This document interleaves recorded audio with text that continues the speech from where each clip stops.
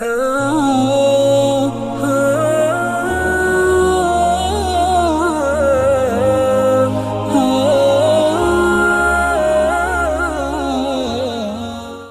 غرض دنیا میں ہمارے سامنے جتنے راستے ہیں، ہم چاہیں محنت کریں تو کسی بھی راستے سے اللہ تک پہنچا جا سکتا ہے۔ مثال کے طور پر آج کل سب سے زیادہ کھلا جس معاملے میں اللہ کے حکم کو توڑا جا رہا ہے، نبی پاک صلی اللہ علیہ وسلم کی حکموں کی اور سنتوں کی دھجیاں اڑائی جا رہی ہیں، شریعت کی خلاف ورزیاں ہو رہی ہیں، وہ شادی کا معاملہ ہے۔ تو کون سا ہے بھائی؟ پوری طرح A to Z، منگنی کی رسم سے لے کر 5ویں جمعہ کی ختم ہونے تک اللہ اس کے رسول کے حکموں کی کھلا دھجیاں وہ لوگ اڑا رہے ہیں جو کسی نہ کسی درجے میں اپنے آپ کو دیندار کہہ رہے ہیں، نمازی کہہ رہے ہیں، حاجی کہہ رہے ہیں، سال سال زکوٰۃ نکالنے والے، جو کسی نہ کسی درجے میں اپنے آپ کو دیندار ثابت کرنے پہ تلے ہوئے ہیں۔ اب ان کی شادیاں دیکھو، شروع سے لے کر آخر رسومات تک وہ اللہ کے حکموں کو، نبی پاک صلی اللہ علیہ وسلم کے طریقوں کو، سنتوں کو اور صحابہ کے کردار کو اپنے پیروں تلے رونتے ہوئے نظر آئیں گے۔ جن چیزوں سے اور جن رسومات سے، جن رواجات سے اللہ اس کے رسول نے روک دیا اور جن جاہلی رسموں سے اللہ اس کے رسول نے روکا، آج کا مسلمان دیندار ہوتے ہوئے، نمازی ہوتے ہوئے، حاجی ہوتے ہوئے اپنی شادیوں میں، اپنے نکاح خانوں میں وہی کام دہرا رہا ہے جو زمانے جاہلیت میں کیے جاتے تھے۔ رسومات کہاں سے آئیں؟ یہ رواجات کہاں سے آئے؟ نکاح تو اسلام میں بہت سیدھا سادہ ہے، ایک اتنا سرل اور آسان معاملہ تھا کہ اگر غریب سے غریب آدمی بھی نکاح کرنا چاہے، اس کے پاس پھوٹی کوڑی نہ ہو، اس کے پاس کھجور کی ایک گٹھلی نہ ہو، وہ بھی نکاح کر کے اپنا گھر بسا سکتا تھا۔ ایسا معاشرہ میرے نبی پاک صلی اللہ تعالیٰ علیہ وسلم نے اور صحابہ نے ہمیں دیا تھا۔ ہم نے اس آسان نکاح میں اتنی اڑچنیں پیدا کر دی اور اتنے آڑ پیدا کر دیے، اس میں اتنے رسومات ٹھوس دیے، اتنے رواجات ٹھوس دیے کہ آج یہ غریب نکاح کرنے سے پہلے 1000 بار سوچتا ہے۔ مالداروں نے اپنے مال کی نمائش کے لیے وہ طریقے اختیار کرے جو طریقے غریبوں کے گردنوں کے پھندے بن گئے، جو طریقے غریبوں کو سولی پر چڑھانے کا ذریعہ بن گئے۔ تو بہرحال میں یہ عرض کرتا تھا کہ نکاح کا معاملہ ہے تو نکاح ایک ہی ہے، مالدار کرے وہی نکاح، غریب کرے وہی نکاح، کالا کرے وہی نکاح، گورا کرے وہی نکاح، کوئی بھی کرے نکاح کا معاملہ تو ایک ہے۔ لیکن جس نکاح میں، جس شادی میں رسومات پر عمل کیا جاتا ہے، رواجات پر عمل کیا جاتا ہے، وہ نکاح، وہ شادی جہنم میں پہنچانے کا ذریعہ بن جاتی ہے۔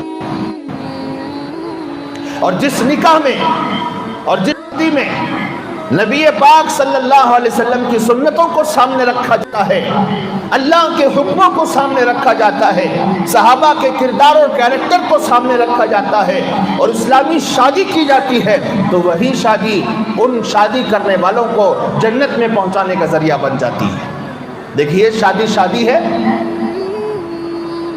نکاح ہے، کرنے کے طریقے میں اختلاف جب ہوتا ہے تو اتنا بڑا فیصلہ ہوتا ہے کہ ہم سوچ بھی نہیں سکتے۔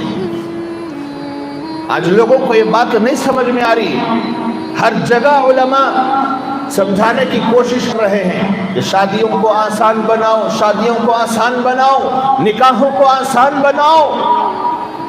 مسلم پرسنل لاء کی طرف سے ایک درخواست آئی ہے ائمہ کے نام، کیا ہے کہ مسلم لڑکیاں ہندو لڑکوں کے ساتھ بھاگ رہی ہیں، شادی کر رہی ہیں، کورٹ میرج کر رہی ہیں، بیانوں میں ان کو روکو۔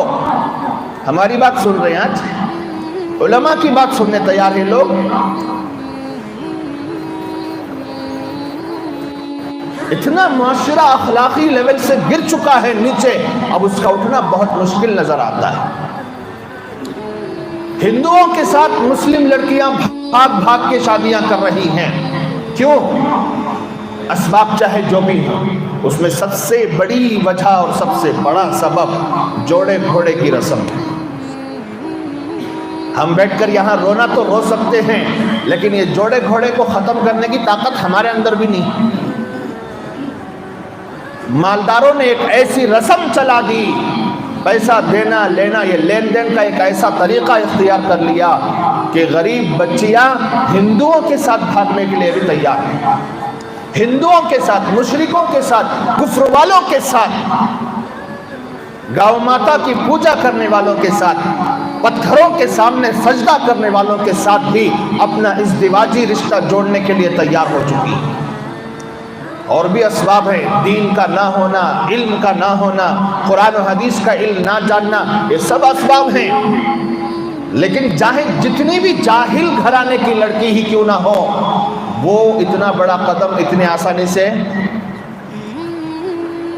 اول وہلہ میں یہ دیکھے گی کوئی مسلمان لڑکا آئے، عزت کے ساتھ بیاہ کر لے جائے، نہ جوڑے گھوڑے کی ڈیمانڈ کرے، نہ جوڑے کے پیسے لے، نہ رشوت مانگے، نہ جہیز مانگے، ہماری غربت کی طرف دیکھتے ہوئے، ہماری خالی پڑی ہانڈیوں کی طرف دیکھتے ہوئے، اور ہماری بوڑھی ماں کی طرف دیکھتے ہوئے، لاچار اور مجبور غریب باپ کی طرف نظر کرتے ہوئے، کوئی سنت کے مطابق صحابہ کے طرز پر چلتے ہوئے، تابعین و تبع تابعین کے طرز پر چلتے ہوئے، اولیاء اللہ کے طرز پر چلتے ہوئے ہمیں بھی سیدھا سادہ نکاح کر کے لے جائے، ہم بھی خوشیوں سے اس کے گھر کو بھر دیں گے، لیکن یہ ان کی ایسی آرزو ہے جو کبھی پوری نہیں ہوتی، ان کا یہ ایسا خواب ہے جو کبھی شرمندہ تعبیر کو نہیں پہنچ سکتا۔ غریب سے غریب لڑکا بھی، معمولی سے معمولی کام کرنے والا بھی جوڑے کو پیسے لے رہا ہے، رسم و رواجات پر عمل کرنے کے لیے لڑکی والوں کو اکسا رہا ہے، زبردستی کر رہا ہے۔ نتیجہ کیا ہوگا بھائی؟ جب مسلم لڑکوں سے مسلم لڑکیوں کی امیدیں ختم ہو جاتی ہیں، وہ دوسرے مذہبوں کی طرف جانا شروع کر دیتی ہیں۔ ایک بنیادی سبب میں آپ کو بتا رہا ہوں۔ تو وہ نکاح اتنا آسان تھا کہ اگر اس کو سنت کے مطابق یہ لڑکے کرنا شروع کر دیتے نا، تو اللہ کے قریب ہو جاتے، اللہ کے ولی بن جاتے۔ ولی بننے کے لیے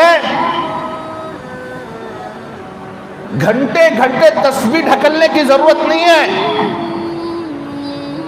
نوافل کثرت سے پڑھنے کی ضرورت نہیں ہے، حلال اختیار کرو، حرام سے بچو، ولی بن جاؤ گے۔ ان شارٹ وہ تو بات کی چیزیں ہیں، لمبی لمبی نمازیں، لمبی لمبی تسبیحات، تہجد کی پابندی، اشراق کی پابندی، اوابین کی پابندی، صبح شام کی تعلیم، صبح شام کی تسبیحات، یہ سب بات کی چیزیں ہیں۔ پہلے کیا کرنا ہے؟ حلال اختیار کرو، حرام سے بچو۔ اب جس شادی بیاہ میں، نکاحوں میں دیکھو جتنے رسومات ہیں سب ناجائز ہیں۔ ان کے ذریعے سے آپ دعا کروا رہے ہیں مولانا سے بٹھا کر، اللہ اس جوڑے میں کیا پیدا کر دے؟ محبت پیدا کر دے، الفت پیدا کر دے۔ اٹلیاں پیدا ہوتی ہیں، کچھ بھی نہیں ہوتا۔ اثر دیکھتے ہیں لوگ، بہت جلد اثر دیکھتے ہیں۔ جس نکاح میں رسومات پر عمل کیا جائے، رواجات پر عمل کیا جائے اور سنتوں کی دھجیاں اڑائی جائیں، رسول اللہ صلی اللہ علیہ وسلم کے طریقوں کو جان بوجھ کر چھوڑا جائے، سب سے بڑی خرابی نکاحوں اور ولیموں کی پارٹیوں میں عورتوں کا بے پردہ بن سور کر گھومنا پھرنا، ایسی مجلسوں کی کوئی دعا قبول نہیں ہوتی۔ تنگ آ گئے، سمجھاتے سمجھاتے، بولتے بولتے تنگ آ گئے، لیکن امت سمجھنے کو تیار نہیں۔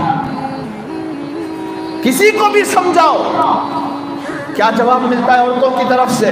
زندگی میں ایک بار شادی ہوتے سو انجوائے نہیں کرے تو کیا کرنا؟ کیا بھائی نکاح انجوائے کرنے کا طریقہ ہے؟ انٹرٹینمنٹ کا ذریعہ ہے نکاح، کوئی فن ہے جس کو اختیار کیا جا رہا ہے۔ نکاح تو ڈرتے ڈراتے کرنا چاہیے۔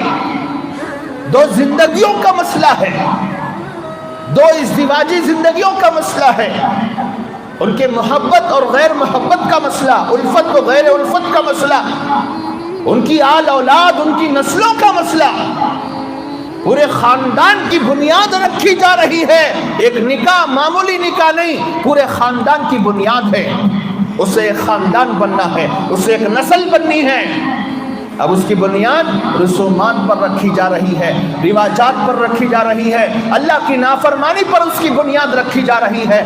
رسم و رواجوں پہ عمل کر کے جو نکاح ہوتا ہے، میں اللہ کی قسم کھا کے کہتا ہوں، واللہ باللہ تاللہ، اس نکاح میں کوئی برکت نازل نہیں ہوتی۔